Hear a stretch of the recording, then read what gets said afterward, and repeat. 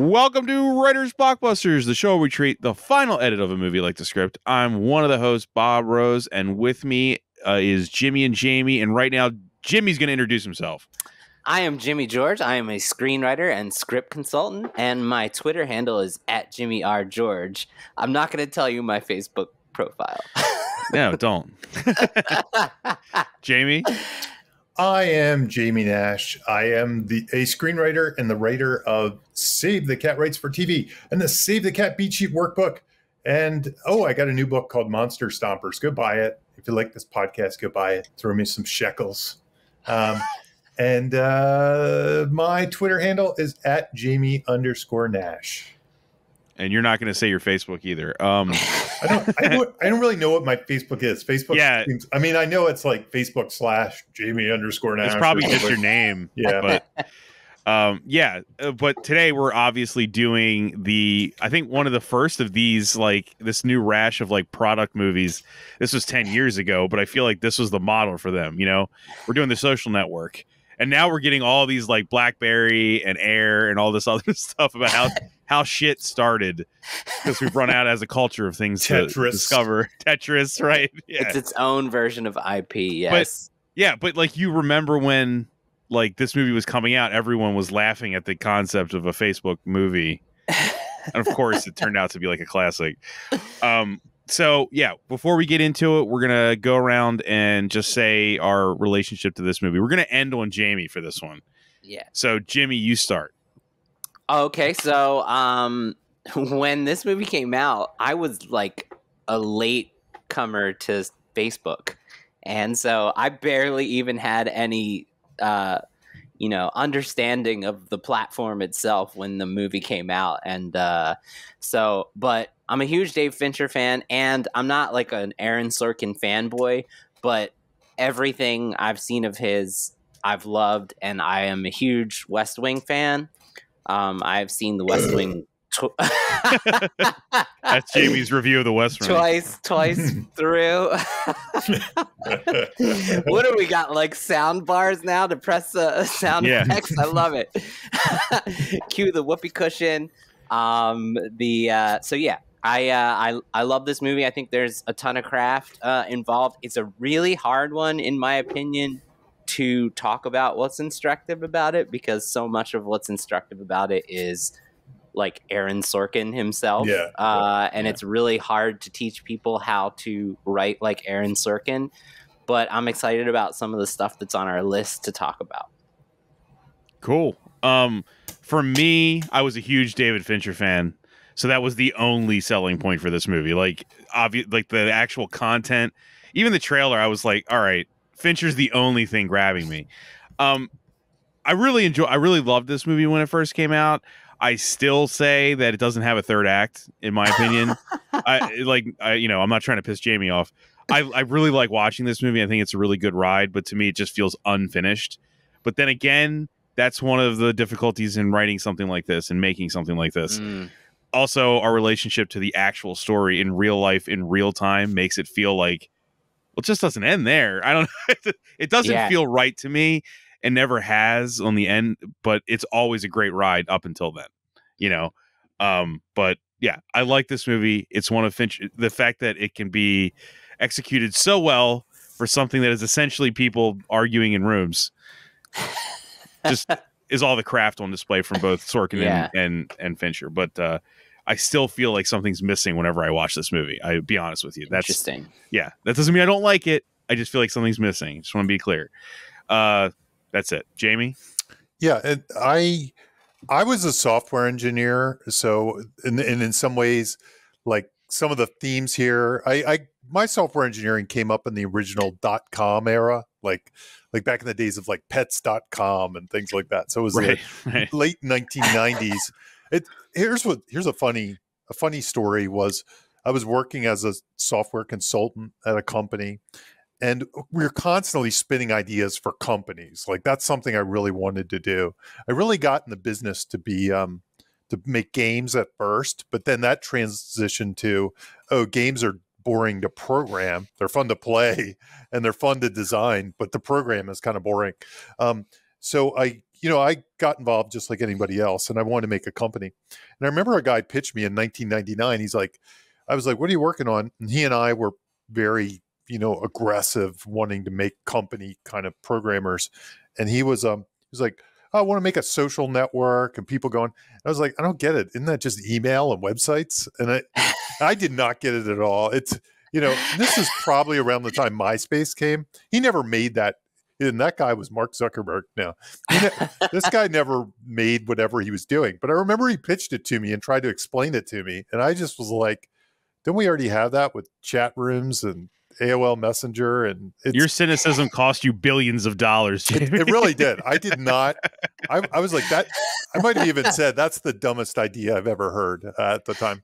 So anyway, this was kind of in my wheelhouse. I was always a big fan of computer science history. So the Bill Gates story, the Steve Jobs story, these are books I read. Even the guys who made Doom, there was a book about them. There's all kinds of, and they're like some of my favorite things to read and things like that. They all have similar stories to this, by the way. Like any of these stories have like two competitors, one stole from the other. They're always pointing fingers at each other. So when I saw this movie, it was in my wheelhouse. I can't say I was a big Aaron Sorkin fan. I never really watched West Wing. I think I watched it after this. And in some ways, I probably wasn't I was kind of turned off by West Wing. I liked it more after I watched this. It's gotten quite a backlash these days, to be honest. Yeah. I've seen a lot of people hate it now. But after I watched this, this has gone on to be probably my favorite movie of the post 2000s. Maybe, I don't know, Lord of the Rings and stuff kind of came after that, and I'm sure those mix in. But it really is like, if you ask me what's your favorite movie after the year 2000, it's like this is the one I probably watched the most. I'm most interested in, and the magic tricks of the dialogue fascinate me. I much like you say about the third act, I don't even bother. I was kind of thinking about it when I rewatched it for this. I'm not sure that it's the best Save the Cat or character arc movie or anything like that. It doesn't necessarily play by those rules quite the same as other movies would. So it really doesn't entertain me for those reasons.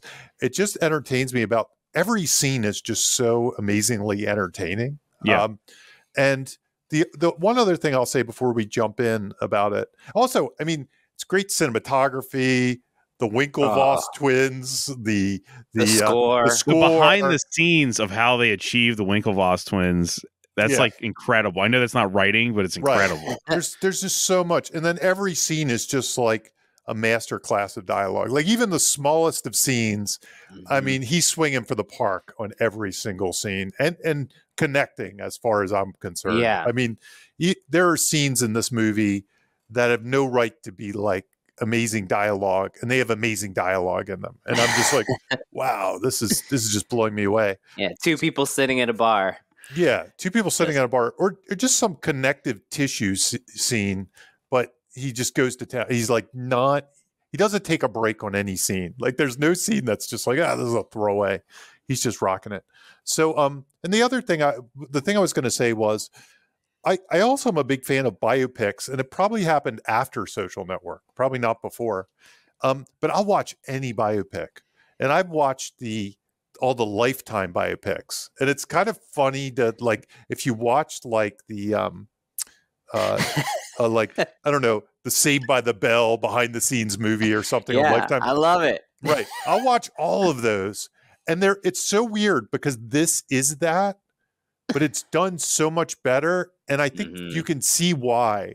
Some of it is dialogue, and we'll talk about it as we go on. Some of it is framing device. And then cinematography and all that stuff too. But it's amazing how this movie could be that. I remember when Steve Jobs came out, his kind of the next movie in this kind of series in some ways. There's like two of them. There's right. The other one was closer to a Lifetime movie. It felt was it? I didn't see that one. I only saw it's Ashton Kutcher, I think, plays Steve Jobs. It's not a Lifetime movie, but it has that feel. It has the cut to the most important day of his life, and we're really on the nose about it. I have cancer. Oh no, it's like that. Oh wow. And as opposed to the other one where it was like every release day.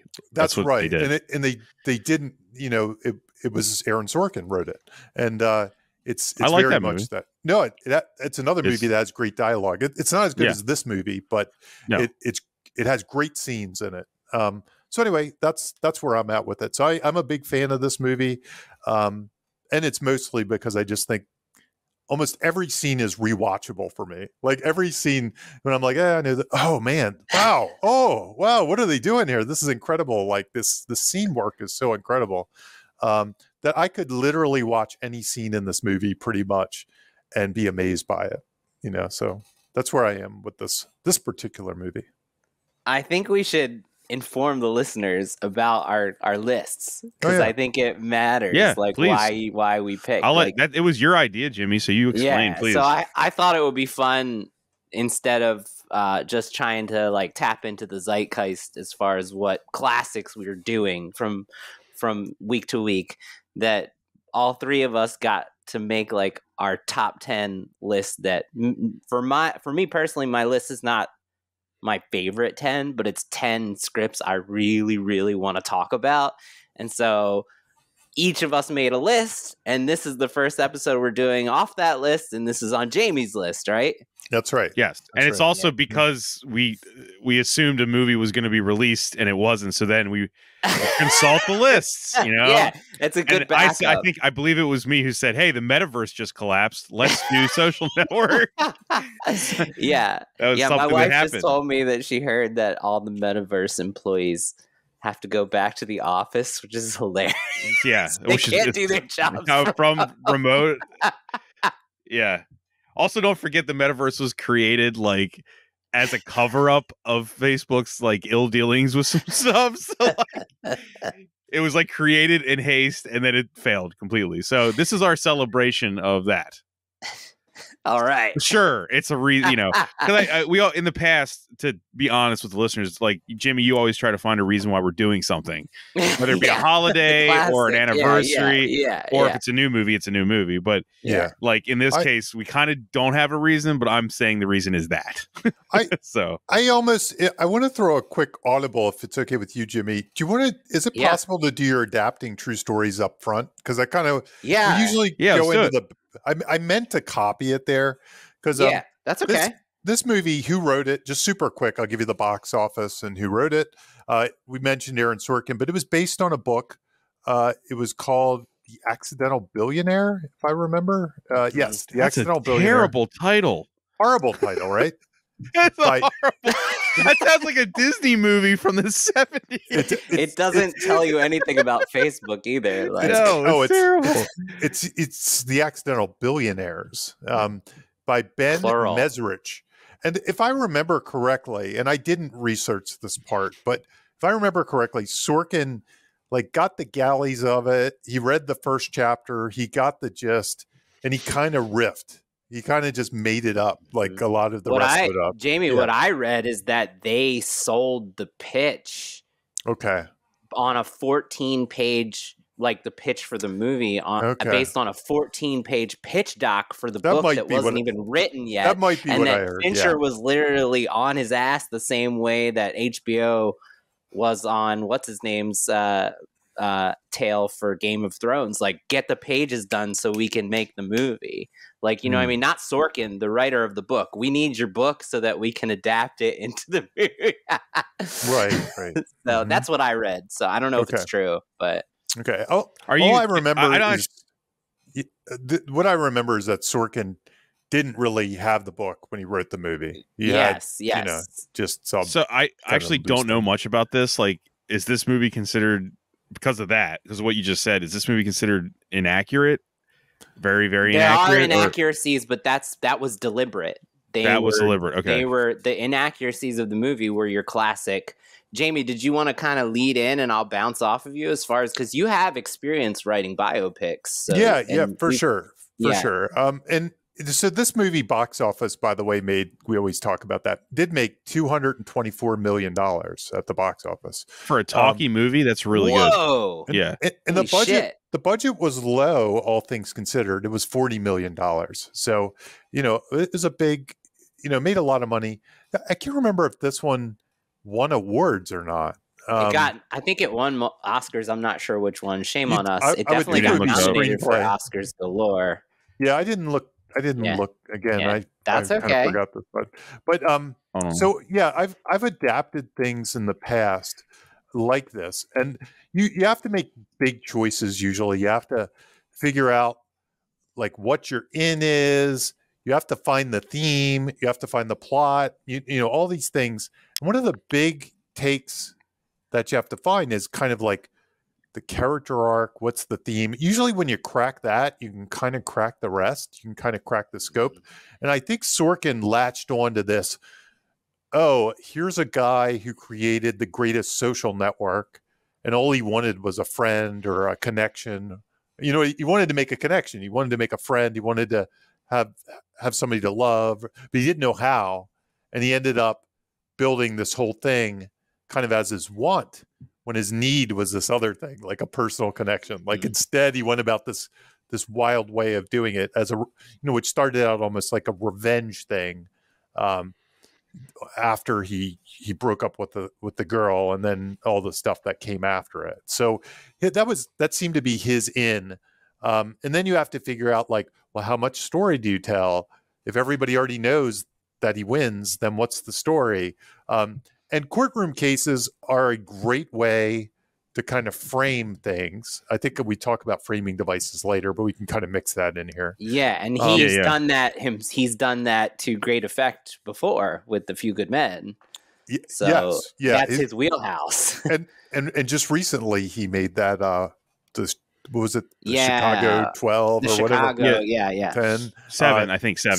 Chicago some 7. number. Yeah. Also, before Netflix. you keep going, it did win Best Adapted Screenplay. I thought won Best Screenplay, and it also won Film Editing and Original Score. So those are the three. So it's no wonder that it's your favorite movie from the post 2000s, Jamie. Yeah, it's 2000s and beyond.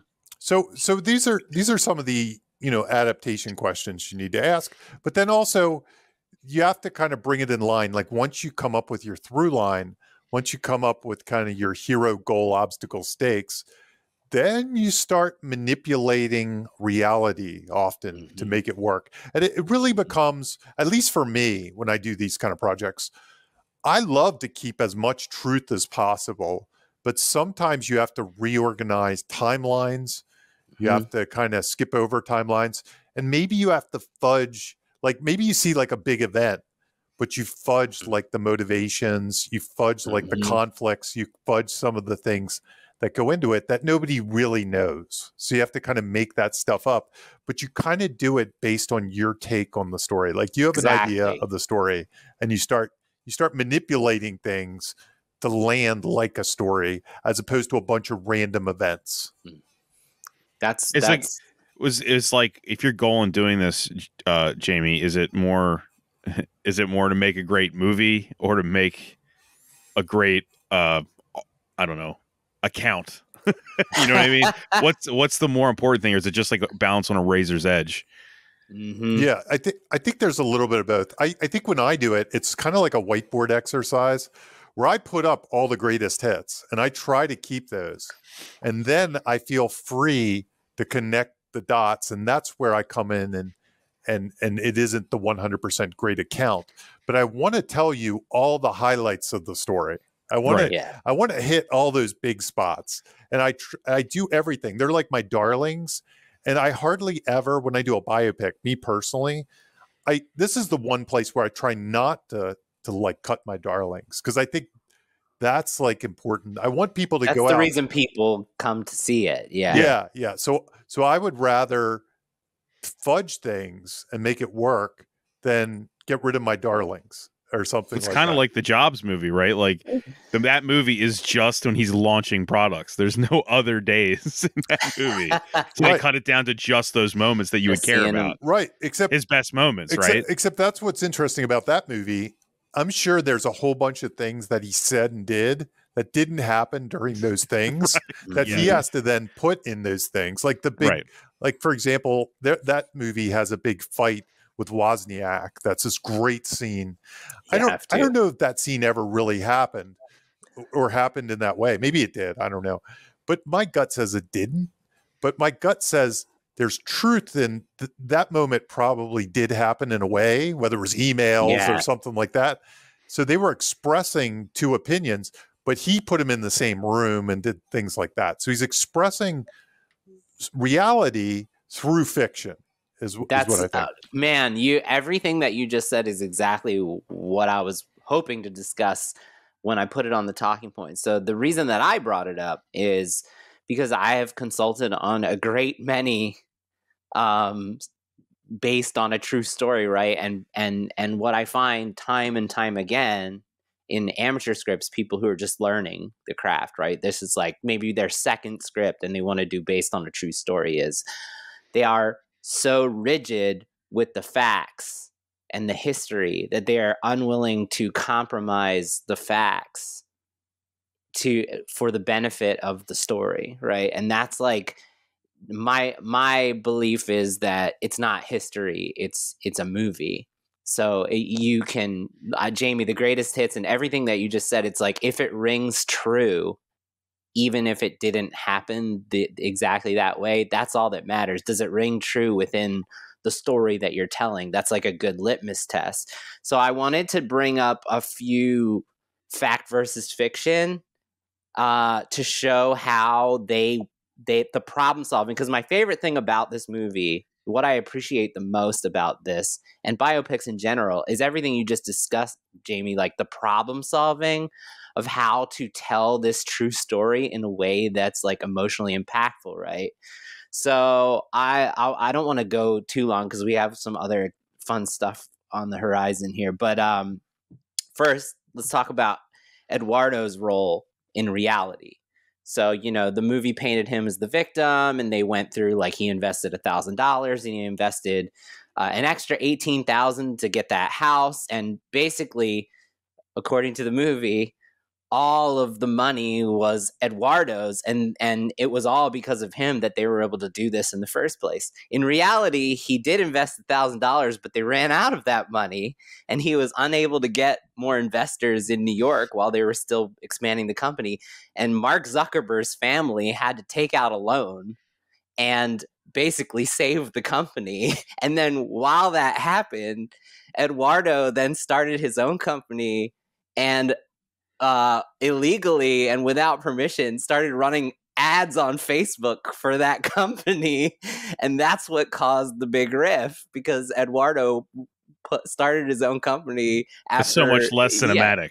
That's right. But so they took pieces of the reality and they decided, like, well, this will make a better story, right? Like, imagine, like, that's a prime example. Okay, the second one, Sean, this is like my favorite. It's a good example. It's a good example. They leave in all of his like ad stuff. Like they left that the truth of him wanting ads on Facebook was there. It's true. Yeah. But Jamie, what were you going to say? Yeah, the model that the truth of it doesn't really fit Sorkin's, friendship, betrayal of a friend, all that stuff. Because honestly, it sounds like that guy should have been like shown the door. You know what I mean? Based on what you just said. Yeah. Yeah. So, okay, another one. There was no 1 million user event or frat house party, but Sean Parker was arrested, like the film portrays, for drug use with underage teens at a party. But that happened at a completely different time, in a completely different state.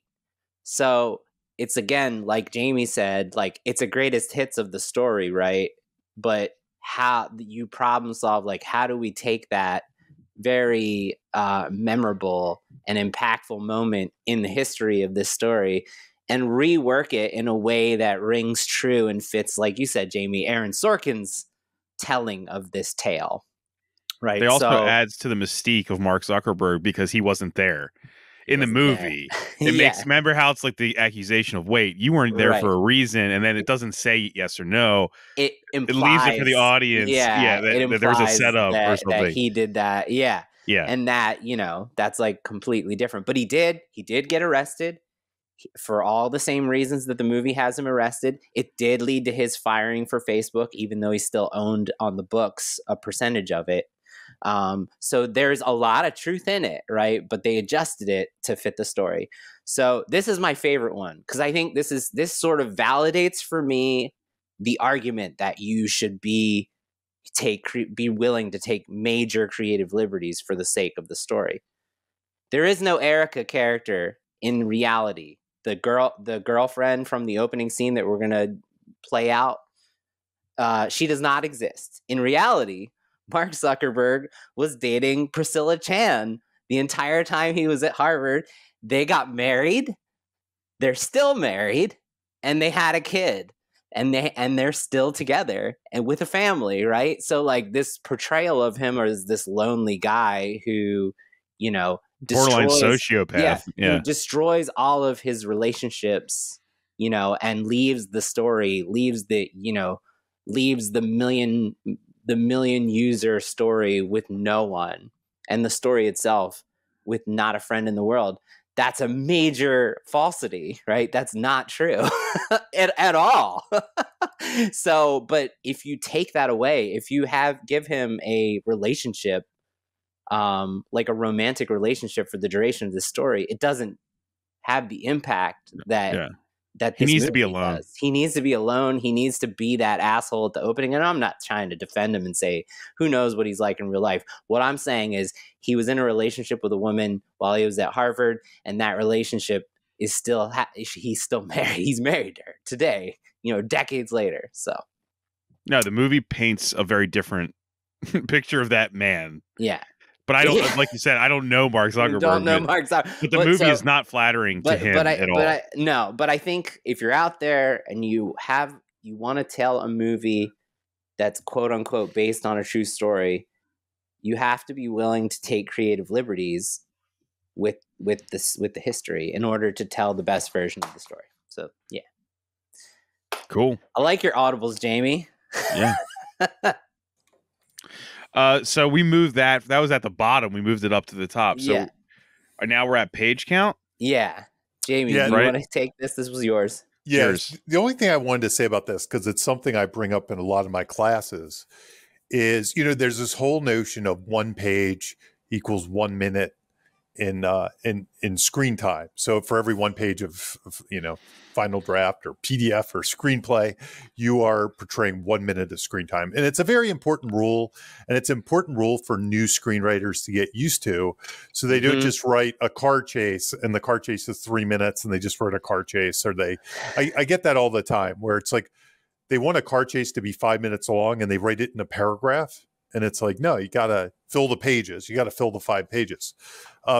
This one, there's an anecdote from Sorkin who talks about when he first delivered the screenplay, I think it was 160 odd pages long, like his original draft. And it still is. It still is, yeah. And he was contractually obligated to deliver a 2-hour movie. So Fincher got it, and Sorkin was like, it's 2 hours long. And he's like, you're just supposed to speak really fast. So Fincher, Sorkin said, they basically all agreed that Sorkin could read it out loud. And if it came in under 2 hours, it would be okay. And he did that, and it came in under 2 hours. So they approved the 160 page draft. So I'm not sure that there's an instructional point about that. I thought it was a good spot to mention. First of all, do pay attention that if you need to have a car chase that's 5 minutes long, fill the 5 pages. And also, if you have a script that's 160 pages long, don't pull the Sorkin trick. People do pay attention to that, and you probably won't get a chance to read it out loud and prove it's 2 hours long. But on the flip side of all that, yeah, we know it's not an exact science. You know, yeah, it's not. Yeah, right. Yeah. Have you read the script and does the rowing scene written out like it is in the movie? I You know the didn't. I rowing didn't scene pass where that part. the Winklevoss rowing scene? I have Like this. that would be the car chase of the movie, kind of, right? Yeah. Yeah. The back and forth, you mean, of between them and everything? Right, like, is that written instead of out? a one-sentence summary. Or is that David Fincher? Right. Here's my gut. My gut says, because I've read Sorkin scripts like that before, and I have the script. The script's out there. You can take a look, and I could open it up now, but I won't waste our time. When I've read a bunch of past Sorkin scripts, some made, some not made, and I get the feeling he doesn't really care about action at all. Like, so my gut says that rowing thing is like, yeah, they have a rowing thing and it's done. And Winklevosses lose. Yeah. And he can get away with that to an extent because he's not writing spec scripts and he's got Fincher on board and stuff like that. But I don't know. In the past, when I've read Sorkin scripts, that is not something he is interested in. Is the cinematics. He is almost writing. He writes a lot of his screenplays like they're plays to an extent. Right. I only ask because that's a whole scene without dialogue. It's literally breathing and rowing, and nobody says anything until the eventual result. So, Sorkin dialogue. This is a new thing we're gonna try, right? Yes, this is gonna be fun. Yeah, this is Jamie too, right? Both of us. Yeah, both of you guys. This is everybody. This is all three. Everyone. Group activity. So what we're gonna do is we're gonna analyze the first scene. So this first scene is like 7 minutes, I think, in the actual movie of just pure dialogue, like a play between two characters. So we're gonna break that thing down and turn it every which way. And how I wanted to start is to read a version almost like the bad version. This version is almost like the ones maybe I would write on my first draft, but definitely my students write on their first draft and they hand in, just to kind of give an example of why this scene is so special. There's a first draft version of it that's not so special that I see more often than not. And then we can kind of go back and read through the real version and kind of figure out like what the magic tricks are that make it so special. So with that, Bob and Jimmy are going to be our Mark and Erica. And this is my PDF that I sent you guys, OTN_version. Okay. So I'm Mark Zuckerberg, you're Erica. I'm Erica. We're not I've done voice acting, but we're just both not actors. Let's just say that out loud. Do voice acting. Yeah, right. I think both of you should act, but you don't have to necessarily put on an Erica voice or Mark. I'm not going to put on don't do that, Jimmy. Okay. Yeah. So, This is the bad version that Jamie has written. And in case you don't remember, to set the scene, the movie fades in on they're at a pub and they're just sitting across from each other. It's Mark and Erica on a date. Okay. Everyone at Harvard got 1,600 on SATs. I need to distinguish myself. You could play a sport or sing or something. I can't do that. I want to join a finals club. Why? It's about exclusivity. Which one are you considering? The Phoenix is a good one. Teddy Roosevelt was in the porcelain. You should pick the easiest one to get into. That's insulting. Why wouldn't you think I could get into any of them? I was just asking. You're obsessed with finals clubs. I'm not obsessed. I'm motivated. You should be more supportive. If I get in, I can get into great parties you wouldn't normally get into. What? I can't take this. I'm leaving. What? Why? Because I'm insulted. Why? The reason you drink here is because you slept with the door guy. No, I didn't. The door guy is my friend. I'm breaking up with you. Wait, don't. Let's talk. I'm wasting my time with you. I should be studying. You don't have to study. You go to BU. You're an asshole. Okay. It's like we're AI. It's like we're written by AI. No. That's exactly what it sounds like when you have final draft read your script, by the way. Yeah.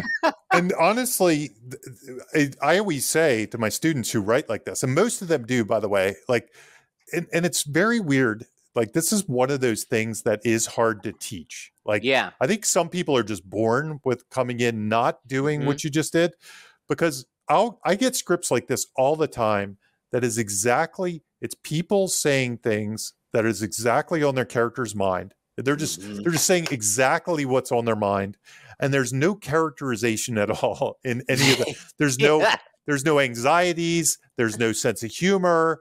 There's nothing. It's just Transformers talking to each other. It's like two robots talking to each other that have been programmed to talk to each other. And by the way, if you run ChatGPT, it does give you dialogue like this quite often. It's not for now it's not yet good at clever or jokes or subtext. So one of the things that will differentiate us for the robots for a little while, I think, is this. So that's what this is. This is, you might have heard of on the nose dialogue. I took the real dialogue and I just wrote what the subtext was. That's what I did instead of, and so they're speaking with subtext. We'll listen to that in a second. This is the version that is just what is on their mind. And I can't tell you how many times my students write exactly like this. And I'd say 80% of my students write like this, maybe 85 or 90. And I explain it to them. I tell them, okay, now write it without saying it. I do all the things. It's still very, very hard to learn because it's almost, there is a bit of magic. I know when I do it, there's a certain, I don't know what to say, there's a certain energy flowing through me where I'm channeling characters, where where I have a little bit of a buzz, where there's an adrenaline going through me. There might be music playing in the background. There might be something. I might be in my car just channeling these characters, but you do have to get them kind of in your blood to do it. However, we're going to go through the actual scene and see if there are things that we can pull from Sorkin's actual writing that can help us, that could open new doors to like how we think about writing this kind of dialogue and see what kind of things he's doing. Now, I should say Sorkin has talked about how he writes dialogue. What he does is he's somebody that finds knowing what a character wants in a scene is very important. Knowing and then what he does is he walks around. So first he figures that out. What's the motivation in the scene? What's their want? And he walks around, talks to himself. That's how he writes these scenes. And that's why a lot of Sorkin's characters sound like Sorkin, and a lot of them sound like each other in some ways. Like you get, and that is a knock on him, that you can have 5 characters that all kind of talk very similar. The weird thing about Sorkin also, and you can find this on YouTube, he'll repeat like funny phrases. Like, I'll turn that into my ping pong room and stuff like that. And it'll be in West Wing. It'll be in Steve Jobs. Like he has certain quotes that he says like, and that's Shakespeare the way it's meant to be played. And, and he repeats himself because he really does talk to himself when he writes his dialogue. And it's just like all of us. He kind of repeats himself all the time with little phrases. So anyway, with that, So what I did was, it's very similar to the rooting influencer technique breakdowns that we've done in the past, and also the types of tension. I feel like, Jamie, if we did another version of this, the types of tension exercise that you have, like the 8 types of tension, the big ones, that there's a version of this where we just did the types of tension. And then it's also like the good news, bad news, it's like all of those things, and the types of jokes. Remember on the comedy episodes, we did the 11 types of jokes. So there's some really great books out there that have their own versions of those 11 types of lines, right? This types of dialogue. McKee has one. I haven't read it yet. Pilar Alessandra, I don't know if I'm pronouncing her name right. Her book, The Coffee Break Screenwriter, she has an entire chapter on dialogue that includes dialogue techniques, and they're fantastic. Blake Snyder, in his Save the Cat blogs book, there's a whole chapter on that has Blake's own techniques.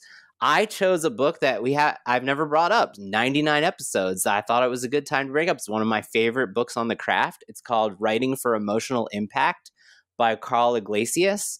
And he's another one of those guys like William Martell. Like in the late 90s, I was going to his seminars, and they were like the best craft lessons that I had ever learned. And I'm still using them to this day.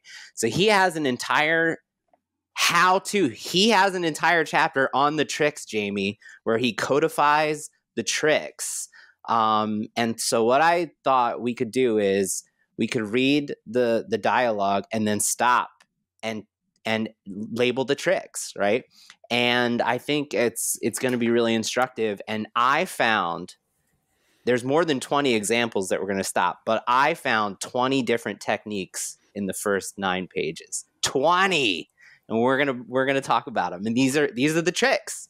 So Jamie, I didn't focus on like exposition or like character revelation and voice, those types of things. So if you have any of that you want to include, like, stop me, shut me up. Yeah, yeah. No, I have a bunch of little things that I'll throw in as well. But okay. Let's do it. Bob, you have that PDF that I gave you? Okay, we're not reading stage direction or anything, no right? Stage direction. Just characters, right? Yeah. Okay. Do you know there are more people with genius IQs living in China than there are people of any kind living in the United States? So right off the bat, this is a technique that Carl Iglesias calls exaggeration, where a character throws out some extreme exaggeration that makes what he's saying like memorable and different than we would expect it to be said. So exaggeration. Right. That can't be true. It is true. So this is one, and you'll see this come up a lot. This is one that Carl Iglesias calls word repetition. Basically where the one character says something and then the next character echoes it using the same words. So that one's word repetition. What would account for that? Well, first of all, a lot of people live in China, but here's my question. How do you distinguish yourself in a population of people who all got 1600 on their SATs? I didn't know they take SATs in China. I wasn't talking about China anymore. I was talking about here. So there's 2 techniques here. So Carl Iglesias says that when a character changes the subject, it creates tension and curiosity and expectation in the audience, since all of a sudden we're talking about something different. So it makes it interesting. And then the second one is whenever a character has a completely unexpected response, it also throws us as the audience off balance. And we go, oh, I didn't expect that. The character didn't expect that to be said, and we as the audience didn't expect that to be said. You got 1600? You can sing in an a cappella group? So this one is called the Comeback Singer. And basically, it's self-explanatory. A quick, scathing, or witty response, and it should always be more interesting than the previous line. So. Right. Does that mean that... Go ahead, Bob. But go ahead, Jimmy. Is the acapella group though? For some reason I thought he was still on a different track. Like he was saying you could sing in an acapella group, you can row crew, you can do that. I think that's what he's doing, and that's. So you don't think it's a zinger? You think he's actually like being thoughtful there? Yeah, because what I think he's doing now, he's going to start riffing on how you can distinguish yourself. And what's interesting here that's about to happen. This is something early Spielberg did that I try to emulate all the time, and it's kind of tricky, where he has 2 different people talking on completely different threads at the same time. That. And Sorkin does that a lot. And then Sorkin merges it, and they get confused at each other, and they're like, "What do you mean a cappella group? Oh, I was talking about you." They'll kind of back and forth it. So watch any episode of Seinfeld. They literally do this almost every episode. Yeah, it's 2 competing conversations that merge into one. Yeah, this book has a ton of Seinfeld examples. Yeah, we may do Jaws in the near future, and if we do, there's like an early scene where he's on the phone, his wife's talking, and they had this back and forth. Yes, yeah. They do and ever since I saw that, because they do the same thing in Close Encounters, they do it in a whole bunch of other movies, even though different writers, but Spielberg movies have a lot of this in the early 80s and late 70s. Yeah, he calls this parallel threads. I didn't list it. So okay. Technique number 21 then in this one scene. It's rampant in Social Network. They do it all the time. I was going to say to also agree with Jamie, like Mark's next line here, it kind of goes with what you were saying. Like he's telling her how to better blend in. Yeah. You know what I mean? I think it's a parallel threads thing that's about to happen. That's good. Okay. Does that mean that you actually got nothing wrong? Or you could row crew, or you invent a $25 PC. Or you get into a final club. or you get into a final club. Exactly. Word repetition again, echoing the same word. Also note here that there's exposition in play, right? We know that Mark got a perfect score in his SAT. It's sneaky exposition. Yeah, sneaky. Yep, right. Yes. I like guys who row crew. Well, I can't do that. And yes, it means I got nothing wrong on the test. Have you ever tried? I'm trying now. And there's again that word repetition, right? Echoing the same word. So that's the third time he's used it already.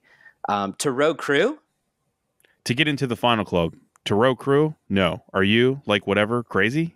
I labeled this an unexpected response. Like, she's not expecting him to say that, and we as an audience are now thrown a little off balance, and there's tension there. Sometimes, Mark, seriously, you say two things at once, and I'm not sure which one you're talking about. But you've seen guys who row crew, right? No. And I would count that as an unexpected response because the way that he communicates it, he's totally expecting her to say yes, and she says no, so that there's some tension there. Right. Okay, well, they're bigger than me. They're world-class athletes. And a second ago, you said you like guys who row crew, so I assumed you met one. I guess I meant I like the idea of it, the way a girl likes cowboys. I'd call this one a metaphor simile. He, you know, this is another technique, like using a metaphor or a simile to make the line fresh. Also, I'd add that the thing I just said sets up the Winklevoss twins and how he feels about guys like that. That's exposition, yeah. And why screwing them over would be his first instinct. Yes, that's great. Yeah. Sneaky. Okay. Yeah, more right? Sneaky. The Phoenix is good. This is a new topic? It's the same topic. So, once again, that word repetition, echoing. So that's the fourth time he's used that. We're still talking about the finals clubs. Would you rather talk about something else? So this is one of my favorites. I think it's the easiest one to do, and it's question with a question. If you are writing a scene and it's feeling like it's bland, the easiest thing you can do right away is tweak it so that you have question followed with a question, because that changes the rhythm. No, it's just that since the beginning of the conversation about finals clubs, I think I may have had a birthday. There's something there. I don't know what that is. we can change the subject. There are more people in China with genius IQs than the entire population. There's two techniques here. There's a technique that's a setup and payoff within a conversation. And so this is kind of like that premise pretzel idea, Jamie, but in dialogue, like a payoff, and then it could come back later and pay off again, right? And the second one is, once again, we get a subject change. So when a character changes the subject mid-conversation, once again, it throws us as listeners off balance. It's interesting. There's tension. Why is she changing the subject? How's he going to respond to her changing the subject once again? So it's about exclusivity. And there again, he changed the subject back. Right. God, what is it? The final clubs, and that's how you distinguish yourself. The Phoenix is the most diverse. The Fly Club, Roosevelt, Punch the Pork. So this one, Carl Iglesias calls listing. He calls it listing. 1, 2, 3. And in his book, he put like 3 different Seinfeld episodes. Like Elaine does this all the time. George does this all the time. Jerry does this all the time. So apparently the writers of Seinfeld like to use listing a lot. Which one? The Porcelain, the pork. It's the best one of the best. It's the best of the best.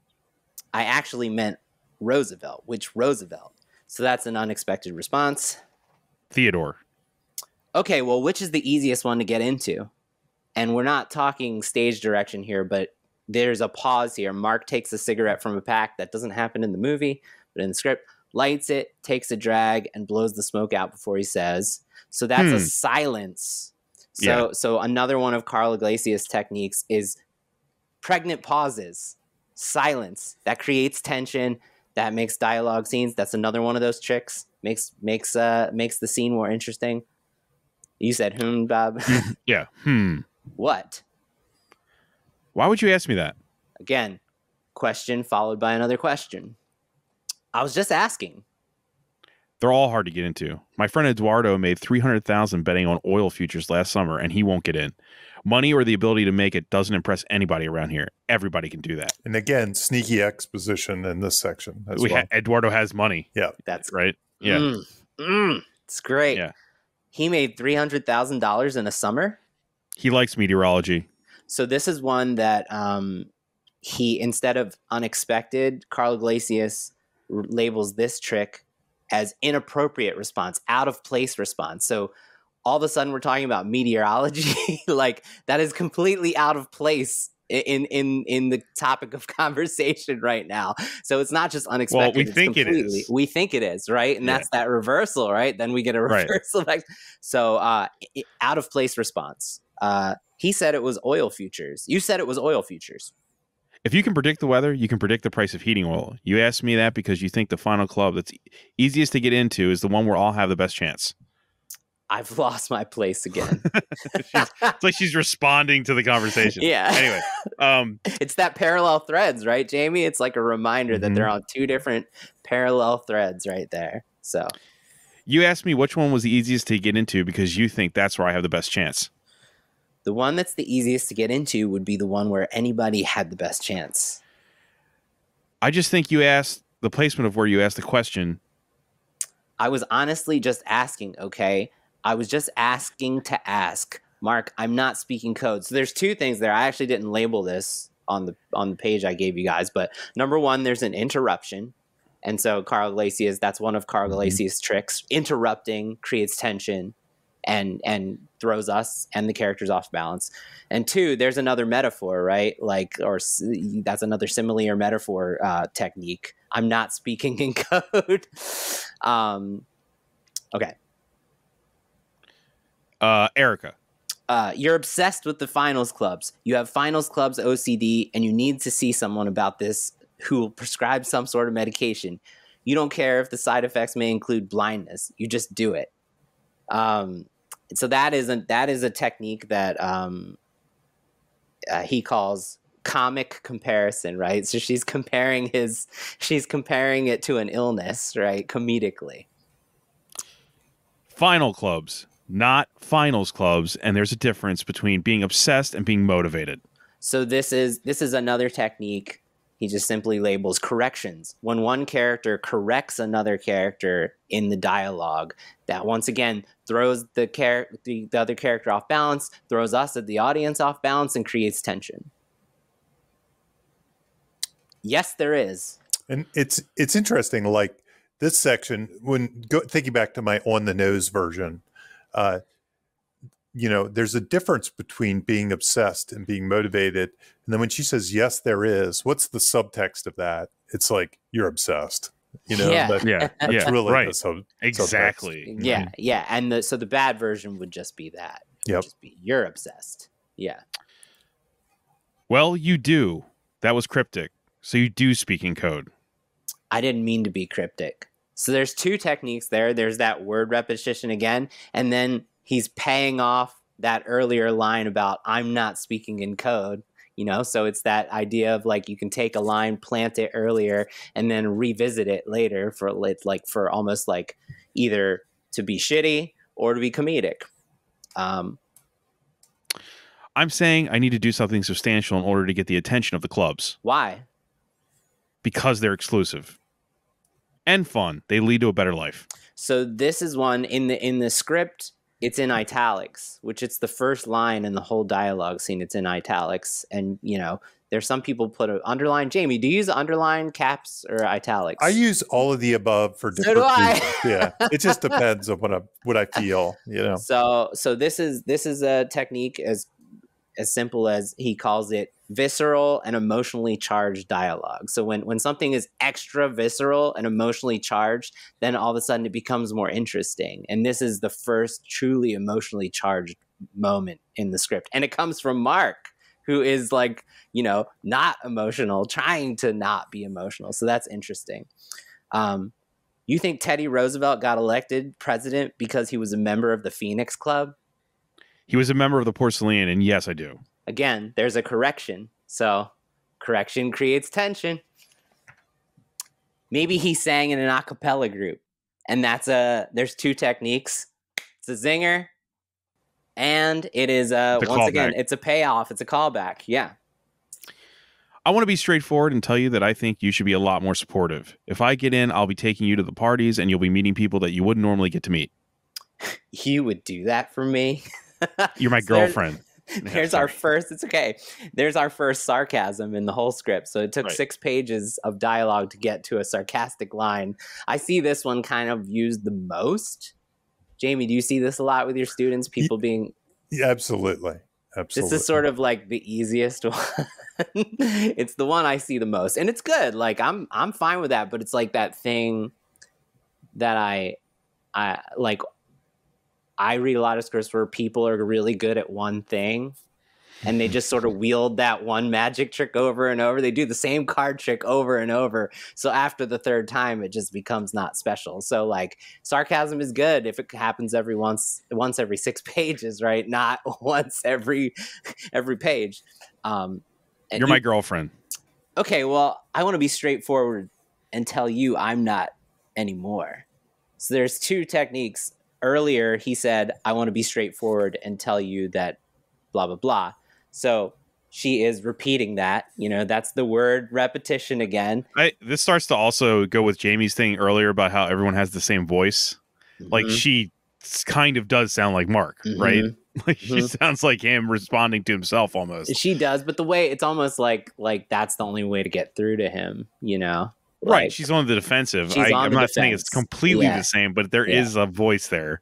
Yeah. And the second technique is that's an unexpected response. Like he wasn't expecting that. Maybe we were at this point, but he wasn't expecting it. So it creates tension. He's not expecting pushback. Right. Yeah. So that's a good technique. What do you mean? I'm not your girlfriend anymore. Is this a joke? No, I'm sorry. It's not. You're breaking up with me? You're going to introduce me to people I wouldn't normally meet? What the fuck is that supposed to mean? Take it easy. So that's a visceral, emotional. That's her first true visceral, emotionally charged line. And that extra oomph makes it interesting, makes it fresh, keeps us as the audience off balance. What is that supposed to mean? It was, Erica, the reason we're able to sit here and drink is that you used to sleep with a door guy. So there's 2 techniques here, both I haven't mentioned before. So one, Carl Iglesias calls button pushing. This is a push button, right? He's pushing her buttons. There's some implication that she might be like, you know, have some emotional issues with like sleeping around, being accused of sleeping around. There's some implication there, and also there's some implication of her social status not being good enough. You know, again, that's pushing the buttons he just pushed before. And then this is a technique he calls drawing attention to someone or something. He used a great example in the book from The Silence of the Lambs. Clarice is doing an autopsy on one of the victims, and it's silent. And all of a sudden, before we see what she's talking about, she says, there's something in her throat. And so drawing attention to something in the dialogue creates tension and curiosity and keeps us off balance and makes the scene fresh. So I want to really try not to lose it now. The door guy's name is Bobby. I haven't slept with the door guy. The door guy's a friend of mine. So that's listing. First of all, second of all, third of all, right? That's that Seinfeld thing I mentioned before. That's another listing. He's perfectly good. He's a perfectly good class of people. And what part of Long Island are you from? England? I'm not sure what that is. What is that? That's something. What part of Long Island are you from? England? That's a sump technique right there. Well, that's her going on the offensive. Okay. Yeah, she's I don't know what the technique is, but she's trying to insult him. You're right. I'm from Westchester. I'm going back to my dorm. Wait, is this real? Yes. I apologize. Okay, sit down. I'm going back to my dorm. I have to study. Erica. Yeah? I'm sorry, and I mean it. I appreciate that, but... Come on. So there's an interruption. I have to study. You don't have to study. Let's just talk. I can't. Why? Because it's exhausting. Going out with you is like dating a Stairmaster. So there's three techniques at play there: a comedic comparison, like a metaphor or simile, and then that's another one that's like visceral and emotionally charged. Right? There's some extra oomph there, and especially in the delivery. So all I meant is that you go to be you, and so you're not likely to. I wasn't making a comment on your parents. I was saying you go to be you. that's a push button, right? There's some power play Right. there, pushing her Yeah. buttons. I have to go study. You don't have to study. Again, the word repetition, echoing the same word that she just said. How do you know I don't have to study? Because you go to be you. So both of these lines in the script are italicized. So there's, again, if this were just on a reader's desk, we as the reader this would be communicated as visceral and emotionally charged, right? Erica stares at him. There's another pregnant pause, silence. That's another technique. So we're seeing what, left, right, and they're all different, right? Left, right, one technique, two techniques, three techniques. Okay. Do you want to get some food? There's a subject change, right? Changing the subject keeps us off balance, keeps the characters off balance. I'm sorry you're not sufficiently impressed with my education. And I'm sorry, I don't have a rowboat. There's that word repetition again, right? I'm sorry, I'm sorry, you know. And it's a callback. And it's a callback. Two things, bam. I think we should just be friends. I don't need friends. There's that word repetition again. That's like subtext for the movie. That's the whole movie, right? The whole movie, yeah. I was being polite. I had no intention of being friends with you. You're really leaving. Listen, you're going to be successful and rich, but you're going to go through life thinking that girls don't like you because you're a tech geek. And I want you to know from the bottom of my heart that won't be true. It'll be because you're an asshole. So there's three techniques at play all on top of each other in this climactic moment. There's the visceral, emotionally charged. There's a push button because he knows he's an asshole, right? There's the push button, and then there's the comeback zinger at the end there. Right. And then the last line in the scene is, and you're never getting into Final Club. That's another push button, right? Right. So there's 21 different techniques that we read, and you can kind of understand after listening to all that, like why it feels so interesting to watch, right? Like if you're gonna make a boxing match, it's like a boxing match, and if you're gonna make a 9-page dialogue scene work, we better be wielding all these different techniques. There's one other technique this movie uses a couple times that when I was writing my TV book, Save the Cat Writes for TV book, like right after I wrote it, I kind of kept seeing this trick come up on television shows, and I call it once upon a timing. And it's when characters tell a long story that's either thematic or somehow is a way of it. Even in this case, it's the scene that popped up to me because they even call it. Mark even says, "Is this a parable?" At one point, but he talks about Victoria's Secret and how that started, and how it was a guy who sold it for cheap and then jumped off a bridge, and so it's kind of like a cautionary tale he's telling him. But if you have like, I kind of have tried to force myself to once upon a time, at least once every time in a script, because I think it is a different change up. And the trick to it is find things that are interesting, that do come up in your life, that somebody once told you that you would share in a bar or something like that. And if it's thematic or it relates to your scene, it may be an entertaining way. It might be a good change up for a dialogue scene. Don't overuse it. It's funny because then after I kind of started to see this in every TV show, at least once a show, then I watched Midnight Mass. If you ever watch Midnight Mass, the Flanagan I've seen it, show. yep. I haven't seen it yet. That's great. That show has it's all monologues. All monologues. It's all monologues. Time. I mean, they're like 6-minute long, like because sometimes they're about your past. When I was a kid, I blah blah blah. But then other times it's like, have you ever heard the story of Victoria's Secret, or something like that? So there's different ways to do it. But he's aware that he's made fun of the show himself for doing that. Like it's so prevalent. And the show is actually really interesting. But it's great. It's just like I'm a big fan of the show, but it has several of them per episode. Like it's literally, and it's like a yeah. it's like a camera push on someone giving a monologue, and you know it's happening. Like, Right. here we go. Right. There it is. Variety is the spice of life, including in dialogue Yeah. scenes. So it's another trick Sorkin uses later on in the episode, in the movie. There's one trick that was in the Carl Iglesias book, one that didn't come up in this scene, but he used it a ton in the movie. And like one of the most memorable lines for me in any Aaron Sorkin thing is during that "You Can't Handle the Truth" monologue in A Few Good Men. And the technique is called yes, no alternatives. Someone says something and then asks a question, and then the answer is a new way to say yes or no that's fresh. And so, are we clear? Crystal, sir. That's the great example. That's like I remember that line so vividly. Are we clear? Crystal, sir. So that's a yes, no alternative, and that there's a ton of those in The Social Network. Just not in that scene. That's just like new window dressing, but it works. Exactly. You know? It works so well. Yeah. Yeah. You want to talk about the framing device? Yeah. This whole movie is a framing device, right? Just super briefly, because framing devices are something that definitely help in these biopic, true story kind of things. Because the way he uses it here, and it's almost like a nonlinear thing he's doing, he can skip over chunks. And this is one of the things that maybe the Lifetime biopics don't have so much of. So Lifetime biopics have to do this greatest hits thing where it's like, I don't know, like, hey, we have a record album.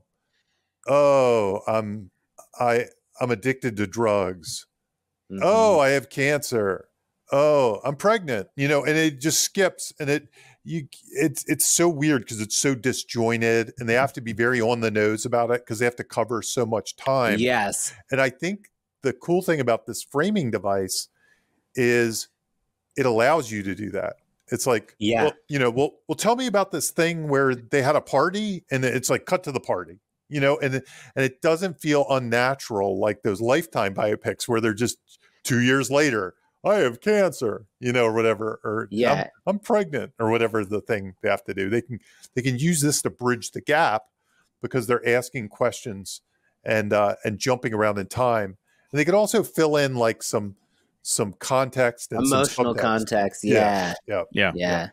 Jamie, it made me think of like you know, I know we touched upon this earlier in the episode about writing biopics, but you know, it's that. Are you going to tell one of the first decisions you have to make, like you said, is how much time is this covering? Are you going to tell a cradle to grave? Or are you going to tell a slice of life? And if you're going to tell a slice of life, what slice is that? And I think what's interesting and fresh about this is we get two slices of life simultaneously. Right. We get the framing device is a very specific slice of life. The why now is he's being sued twice, like simultaneously in the middle of two lawsuits. That's a very specific why now, right? And why here? And then in the backstory, we get a nice, very contained. It's basically tells the story. The slice of life in the past is the inception of Facebook to 1 million followers. 1 million users. And that's a nice, really, you put that on the whiteboard, right? Like, how am I going to tell this? And like you said, Jamie, in Jobs, they did all of the product launches. So you put that up on the board. That's a nice, easy to handle. This one, you can tell they made the hard decision. Okay, we're going to tell the story of the inception to the 1 million. Like, that's a nice monumental thing, and simultaneously the culmination of his relationship with Eduardo and the climactic confrontation where he once and for all has no friends. That's right. And right. And the tricky thing about these biopics is it's hard to figure out like the through line, like the hero, goal, obstacle, and stakes. Like, what is his goal? And I guess it's to be successful, to be, you know, but his goal isn't to be the biggest company in the world, to make $1 billion. That happens later. Well, it's like an evolving thing. The movie frames it to be successful, but there's also that framing device of like with Erica. Yes. Like in this movie, I'm not saying Yeah. real life, but in this movie, that is one of his like motivators is to get back at her. How do I distinguish myself as kind of the Yeah. grand thing Right. that is laid I out? want to be remembered. I'm gonna destroy the rowboat people so that I prove I'm better than them, so she can understand who I am. You Yeah. know, like But like that's kind of what the movie is. And that's sort of a want, but not a specific goal. Like it doesn't have the photo finish we talk about sometimes. Yes. But when you reframe things, then you can kind of trick people because now it's like, will he win the lawsuit? Will he? Yeah. Was he? Did he steal the company? Didn't he steal the company? So it reframes it a little bit, so we're not as we feel the trajectory of the lawsuit bringing us to the end of the movie. Where maybe if you just told it like the Lifetime version, you would kind of be like, well, why end here? You know, there's a whole nother chapter or There's a something. whole thing. There's a whole thing. But this at least puts a kind of a frame around it. It puts a frame around a particular thing. Also, I wanted to say, like you said, Jamie, about the emotional resonance of everything.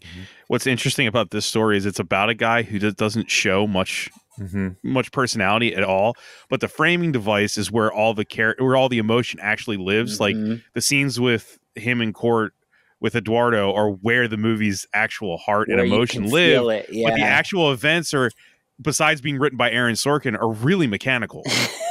You know what I mean? Like it all lives in the framing device, and the mechanical nature of everything else is like, it's only because it's written so well that it works. That's interesting. Otherwise it would not work. My favorite thing, so like you put on here, Jamie, about the non-linear aspect of it. And I think what's instructive about this, so if anyone likes this topic, we talked about this at length in the Pulp Fiction episode.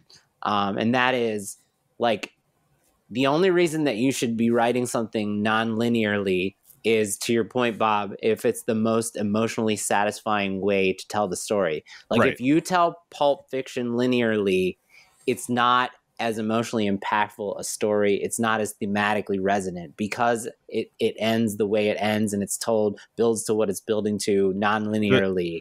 Perfect example here would be the chicken story. It shows us the actual events of when he discovered the news article about the chicken story, and then it shows the emotion in the courtroom. Yes, how Eduardo is searingly disturbed by the bringing it up. Yeah, you know what I mean. So and good. Both of those juxtaposed to each other, it gives everything to that whole. Yeah, that's moment. like a micro version. On the bigger thing, like one thing I think is really instructive is the framing device doesn't start until 22 pages. And what's great about that is we actually have a legit traditional before world Act 1 setup where we see Mark's life and learn all his things that need fixing in a very conventional way before we flash forward to the present, you know, after Facebook, after all the events that we haven't seen yet unfold. So it's very instructive in that they do tell a story non-linearly, but for the first 22 minutes, it's linear, you know, and that's like that choice was very impactful. Like they were deliberate about that, you know. It feels really fresh, right? It makes the movie feel like it's not a flashback. Right. You know, when a movie feels like you're just watching a flashback, it Yes. doesn't feel like that in this movie. Yes. So, yeah. Another the other thing I love about it, real quick, is the dual framing devices. That's really unique. Like we're actually seeing two framing devices simultaneously. And then I didn't even realize, because I broke it down, but it didn't become necessary to our episode. But the Winklevosses, am I saying that right?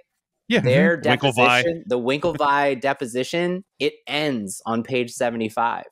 So it's almost like at the midpoint, the first deposition takes center stage. We were going back and forth, and at page 75, it never comes back, which is very interesting. I didn't notice that before, but I love the dual framing devices. I think it's very unique. And again, like instead of a courtroom, like he could have made this a court case, right? But he chose a deposition, and that makes it fresh. We don't also more intimate. Yes, and I can't really think of. Yeah, like imagine this movie if like it feels like a divorce proceeding the whole movie, but for love. Yes, yes, like much more relationship centered. Yeah, like if Eduardo was like in the crowd watching this and like Mark's on the stand, it wouldn't work, right? Yeah. So it works really good. Yeah. Tactics reveal character. Whose is Yeah. this? This is So Jamie's. this is for me. This was a quote from Sorkin's masterclass. So I just wanted to mention it. He says, "Don't tell us who a character is. Who they are is betrayed by what they want and the tactics they will use to get what they want." And we talk about this a lot. This kind of goes back to my Yes. old SpongeBob, Batman, and James Bond are locked in a room. There's a guard. What tells us who they are is what they do in that scenario, not some describing who they are, not someone else telling us who they are. It's what they actually do. And in this case, I think there's a lot of that. When Mark comes back and does a revenge blog, when he codes, when he screws over his friends, when he rips off the Winklevoss twins, these are the things that are telling us who he is. Nobody His has worship to really, of Sean. I It feel is like worship. his Yeah. worship of Sean is just absolutely. These are the things that tell us who he is. You don't have to have dialogue necessarily to tell us who he is. You don't have to have people explain. That doesn't. You could have easily in the courtroom kind of stuff said, "I'll tell you who Mark Zuckerberg is," and blah blah blah Yeah. blah blah blah blah blah blah blah. That The you movie don't have does to it do that. once Yeah. at the end Yep. when she Yeah. says to him, you wish you were an asshole instead of trying to act like one. That's Right. kind of the only time it does it, but it doesn't feel cheap. No. Yeah. Yeah.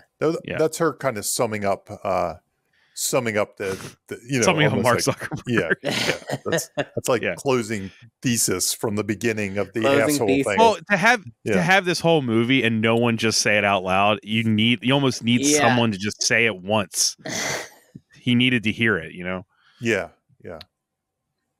But Um, anyway, I just wanted to mention that yeah. because that's a Sorkin quote. That's good. It's funny though, when I think back to this, like I said, this movie has a collection of like all these random moments. And as you're talking, Mhm. like I'm thinking about to like when the Winklevoss twins talk to the head of Harvard or whatever to try to, that's like this great scene, and it's like, it doesn't have to be when they rip the door handle off and they go, there you go with the thing. Or the Not a introduction. wasted moment. Yeah, Not or a wasted moment. The introduction to Sean Parker is like this great scene where the girl doesn't know who he is. And, I am the guy who did Napster and all that stuff. There's just so many, like, I can watch like 2-minute snippets of this movie and I'm like, wow, that's a great scene. And they're like relentless. They just keep kind of coming at you like that. And that scene with Sean Parker too is like for Eduardo and Mark. It says everything about the two of them, how they react to Sean, Mhm. and it's viscerally different. It's a great scene. It is such a great scene. Yeah. Opening and closing image. Yeah, and we kind of related one piece of this already. So in the beginning, in the opening scene, if I'm remembering the closing image right, because it is when he goes and types and tries to befriend Erica. Mhm. There's a couple beats that get echoed from the opening. So that 7-page or whatever 9 pages we just read. That whole speech about the asshole thing comes back into play right before it, right? So she says, you'll think people won't like you because you're a nerd or girls won't like you, but it's because you're an asshole. And then later on, it's summed up by his lawyer right before the end that he's just trying to be an asshole. Like he's not an asshole, but he's, so if he changes his behavior, he wouldn't be an asshole. Is basically, he chooses the behavior. He chooses to be an asshole. He chooses to be an asshole. And then the closing shows that he hasn't really learned anything. And this story is a tragic arc. We'll talk about that in a second in some ways.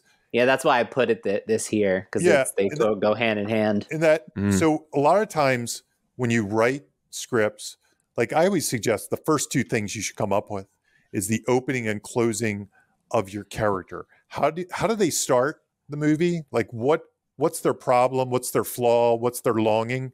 And how do they end it? Is there hope? Are they the same? Are they worse? What is that thing? And then in the middle you go earn it, right? That's how you earn it.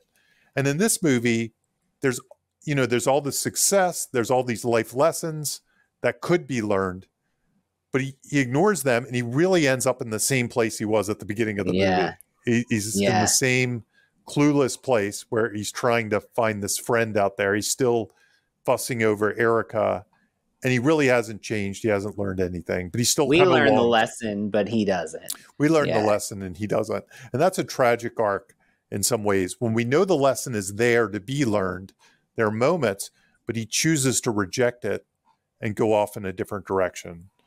Yeah. And it ends sadly. And the reason it's hopeful is because we look at that and we say, well, we know the lesson. So we go out positive, like, To take that away from the experience. we're not an asshole and we'll have a good life or something like that. You know, Yeah. that's kind of what the message says. Like, as long Yeah, I as you put get that it. on. I wouldn't have sent her. I would think I wouldn't have sent Erica a request.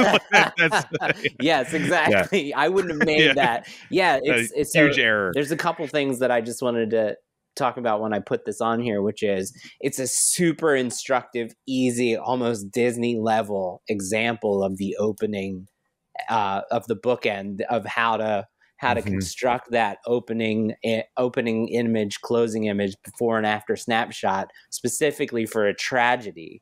In that, like, and it's another version of the old way, new way that I talk about. Old way, and then the in an arc plot Hollywood ending, you get the new way, right? The before and after snapshot. This is old way, same way. Right? If it's old way, same way, that's tragic. So yeah, and there's another key part to the tragic arc. So usually right around the middle of the story, there's that moment of grace, that look in the mirror moment where something happens that makes you question, maybe I'm flawed, right? Maybe I do have a problem. Maybe I should change. And it usually happens somewhere in the middle. Sometimes it's the midpoint. Sometimes it's right before, sometimes it's right after. And I clock this movie as having that when he sees Erica, you know, and he goes and approaches her. And it's almost like he approaches her like, hey, I'm big time now. She'll appreciate me. And she just rejects him. And it's the kind of moment in another movie where you have an arc where he reflects and maybe he does start to change. But instead, the next scene, he almost doubles down on being an asshole. So it kind of shows you that his trajectory is still just off course. And that's why he has the tragic ending, and it all makes sense. Yeah, like he leaves that conversation with Eduardo going like, that's so good that you apologized to her, and he completely ignores it, and he's like, we have to expand. Yes. Like it's like right in that moment he goes the opposite direction. Like he hasn't done enough to kind of get her to capitulate yet or something. You know, he's still compensating. Yes. He's still like, yes. Yeah. If he had cars, they would just keep getting more expensive, you know, like yeah, if that was his thing. If that was his thing. He'd buy a Hummer. And then it all ends with him using the thing that made him the big boy to message her. And yeah. He would show up at her house in like a fucking tank. Like, look at this. Look at my, Hummer limo. It's like, nah, I hate you. You never had to be a rowboat guy. Yeah. Right. I think that's everything, guys. Yeah, I think we covered it. Even with doing readings of scripts, we still did it. Reading, I love it.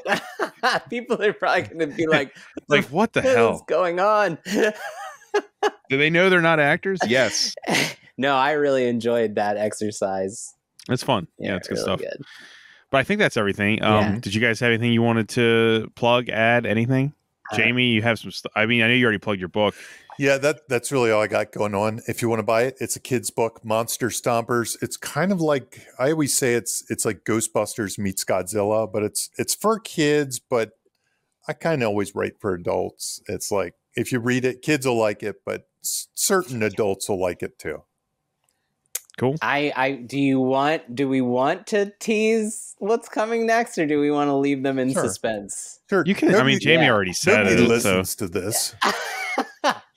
Yeah, no one cares. It's true. You can say we're gonna do Jaws for our 100th coming up the next episode. So I'm pumped about it. It's like a really important movie to me personally. A movie we have referenced so many times. I mean, Praise of the Killer speech segments alone. It's got all the tools. It's wielding every single trick in the book. So I had an awkward moment with Carl Gottlieb this weekend at a horror convention. There weren't a lot of people at this horror convention when I was there, and he was just sitting by himself. So I was like, I'm going to walk up and just say hi. And I don't know, I said something about the WGA, and we kind of and I asked him about the Jaws log, and then like 3 Jaws mega fans came in like carrying a shark like for him to sign, and he like completely ignored me and went to those guys. So. That's great. I was going to ask him some questions for the podcast. We're about to do a podcast. Can you tell me? But what T-shirt were you wearing, Jamie? What did it say on your T-shirt? I was literally wearing a Jaws T-shirt. Are you serious? Yes. Were you? And honestly, I didn't plan it that way, but I have like Amityville shark something or cruises or one of those. Do you realize that might have been why he didn't want to talk to you much? You'd be like, oh, no, God. He loved the guys carrying the shark. I mean, they were like dressed up and stuff, and they had like, you know, warning shark signs and a shark, and they were having them sign all kinds of. And he lit up for them. He was like, you know, for me, he was like, okay, I can avoid. Well, you need to go as far as them next time. You need to. I think he sensed. Quint. I think he sensed I wasn't going to pay him $100 for a selfie. I was just gonna and I wasn't. The other guy there, Henry Thomas, was there, and I almost paid him the $80 for a selfie because I'm a big ET guy too. So I was like, Henry Thomas, and he's all by himself. And if I just pay him $80, I can get a selfie. And he's working still. I mean, he's doing stuff. Yep. He's done a lot of shit. But then I got too cheap. I was like, $80. What do I want a selfie for? I'll pay him. I'll pay him for a cameo. Should have went and bought an ET shirt before you walked up to him. That's right. He'll be like, oh, the Amity Island shirt. No. Right. Well, I think that's everything, guys. We'll see everybody on episode 100. Hell yeah. And watch The Social Network for no reason. It's just because to celebrate the metaverse is over. It's only on like MGM network or something. Yeah. Did you guys? You don't have to. Nobody has to listen to this. MGM Plus exists. I was like, what the hell is this? I know. I looked up on JustWatch.com and I'm like, what is it? MGM Plus? How do I not know? I did a free trial of it and I looked around like, should I keep it? Should I watch? Is there anything to watch during my 7-day trial? And I was like, no, not real. It has like nothing on there except old movies. You know, and I'm like, really? Do people pay $8 for the old libraries? I guess I don't know. I had this one on physical media. Yes. Okay. Yeah, I have a DVD, but. Yeah, MGM Plus. What the hell? How do these things stay alive? Okay, I don't know. I mean, Hulu's going away because they can't afford it. It's going to merge into Disney Plus, and you got the HBO Max thing. The weirdest part is, I think Amazon owns MGM, if I'm not mistaken. So why don't they just merge that into Amazon Prime? I don't understand. Why would you? It doesn't make sense. Yeah. People are paying that much for Social Network, man. Weird. It's weird. The rewatchers really want to hit that hard. So yeah, everyone go out and get an MGM Plus subscription, and we're gonna cover all of MGM Plus on the show. That's it. That's our streaming service now. Is that okay? All right. Thanks for listening, everyone. Bye. Hey, this is Bob Rose, and thank you for listening to Writers Blockbusters. If you'd like to financially support the show, please consider joining my Patreon. I've been producing the podcast for several years completely out of pocket, and I'd like to keep producing it ad-free and no longer at a loss. If you'd like to help, head on over to patreon.com/Bob Rose Sucks. That's right, Bob Rose Sucks. And if you want the one and only Jimmy George to help polish up that writing project you're kind of struggling with, head on over to scriptbutcher.com. As a listener, you already know he's the best there is, scriptbutcher.com. You can also support the show by simply sharing it or leave us a review on Apple Podcasts. We appreciate both. Thank you for listening, and see you next episode.